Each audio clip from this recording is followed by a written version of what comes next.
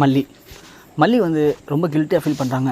ஏன்னா நாம் போய் அரவிந்துக்கிட்ட இது மாதிரி விஜய் என் மேலே ஒரு அன்பு பாசமே இல்லாமல் இருக்காரு அப்படின்னு சொல்லாமல் இருந்தால் கண்டிப்பாக அரவிந்த் இப்படிலாம் பண்ணியிருக்க வாய்ப்பு இல்லை.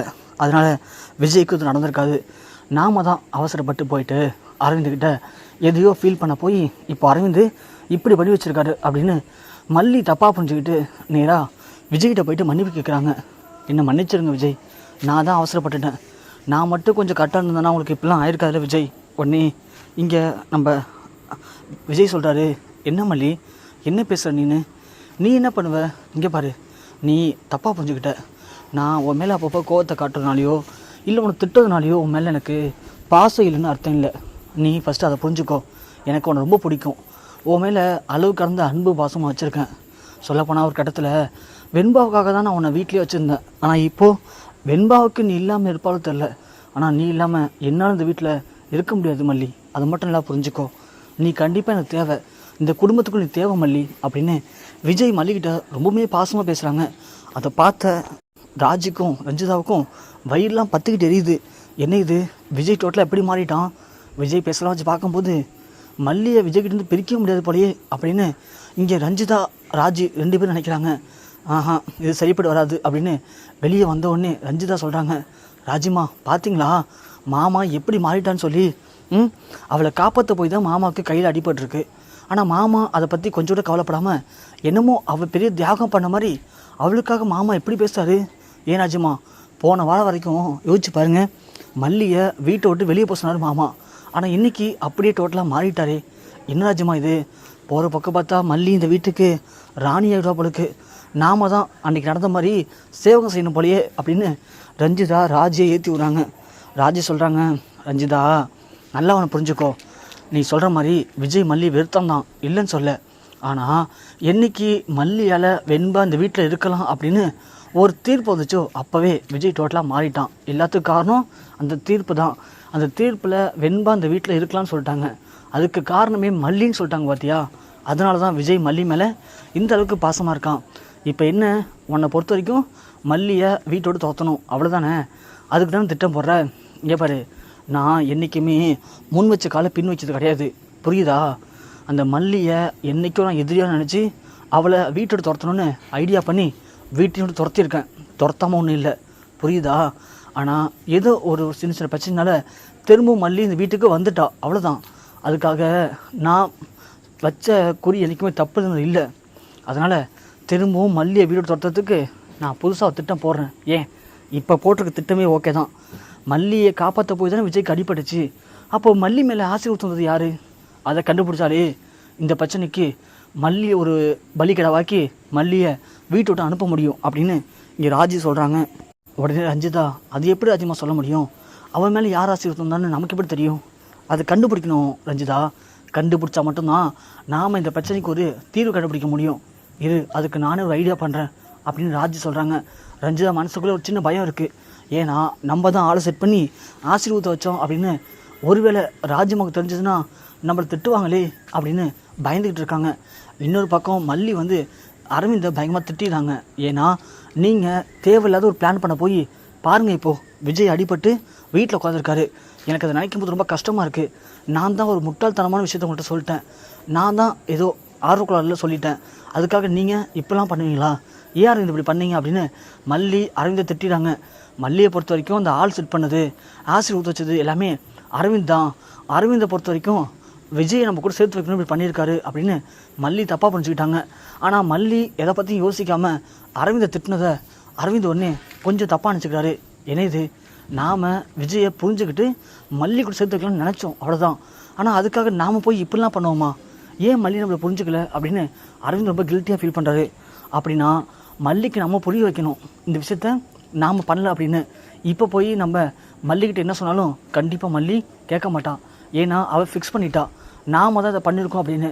சரி, நாமளே மல்லி மேலே யார் ஆசீர்வாதம் வந்தான்னு சொல்லி கண்டுபிடிப்போம். கண்டுபிடிச்சி அந்த உண்மையான குற்றவாளியை மல்லிகிட்ட கொண்டு வந்து நிப்பாட்டுவோம் அப்படின்னு நேராக அரவிந்த் வந்து அதை விசாரிக்க ட்ரை பண்ணுறாரு.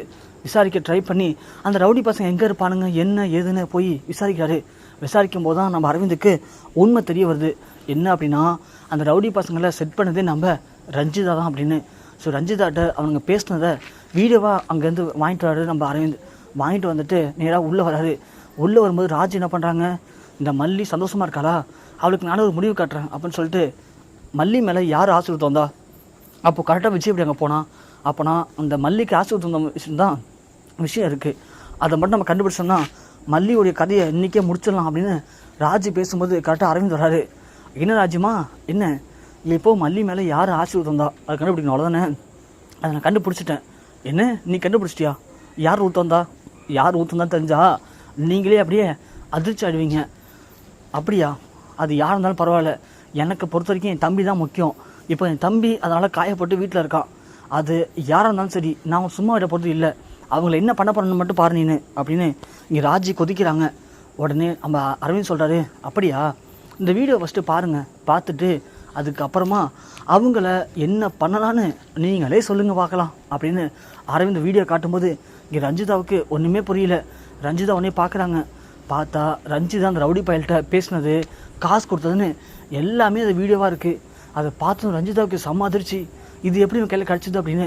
இன்னொரு பக்கம் ராஜுக்கு, அட பாவி, என் கூடவே இருந்து எனக்கே குழி பறிச்சிட்டு இப்படி அப்படின்னு ராஜு செம்ம ஷாக்காக வராங்க.